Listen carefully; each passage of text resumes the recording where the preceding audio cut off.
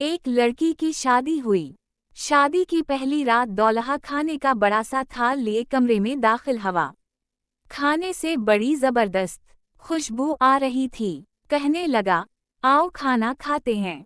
बीवी बोली, मैंने देखा है तुम्हारी वालिदा ने भी खाना नहीं खाया, उनको भी बल्ला लो, फिर मिलकर खाते हैं। शौहर ने कहा, वो सो गई होंगी, इन्हें छोड़ो, हम दोनों खाते हैं।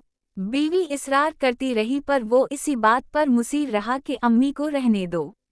जब बीवी ने शौहर का ये रवैया देखा तो उसी वक्त तलाक का मुतालबा कर दी।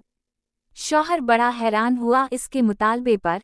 उसने बड़ा समझाया, लेकिन वो अपनी बात पे डिटी रही, यहाँ तक कि तलाक हो गई। दोनों अलग हो गए। फिर दोनों ने दूसरी शादियां कर ली। 30-35 साल गुजर गए। औरत के बेटे हुए बहुत मोहब्बत करने वाले, माँ का ख्याल रखने वाले। बहुत आसूदा हाल थी वो।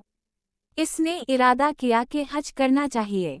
सफ़र के दौरान उसके बेटे इस सैकसी मलका की तरह पेश आ रहे थे। पाँव ज़मीन पर लगने ना देते थे। सहराई सफ़र था। रास्ते में एक आदमी पर नज़र पड़ी जो बहुत बुरी हालत में भूखा प्यासा, बाल खिचड़ी, कपड़े पुराने। इस औरत ने बेटों से कहा, जाओ देखो कौन मुसाफिर है, इसे उठाओ, हाथ मुंह धुलाकर खाना खिलाओ, पानी पिलाओ। चुनाचे बेटे गए, माँ ने जैसा कहा था वैसा किया। औरत की जब इस पर नज़र पड़ी तो जान गई वो इसका पहला शौहर था। कहने लगी, ये किया वक्त ने तुम्हारे साथ। बोला, मेरी औलाद ने मेरे साथ भलाई नहीं की।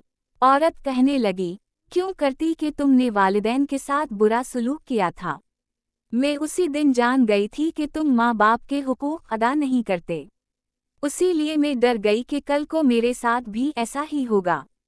ये देखो आज मैं कहाँ हूँ और तुम कहाँ। माँ बाप के साथ बुरा सलूक अल्लाह की नाफरमानी है। अगर अपना बुढ़ापा हम शानदार गुजारना चाहते हैं तो वालिदैन के साथ शानदार सलूक कीजिए, क्योंकि ये ऐसा अमल है कि जिसका बदला दुनिया में ही दे दी जाता है, ख्वाह अच्छा हो या बुरा।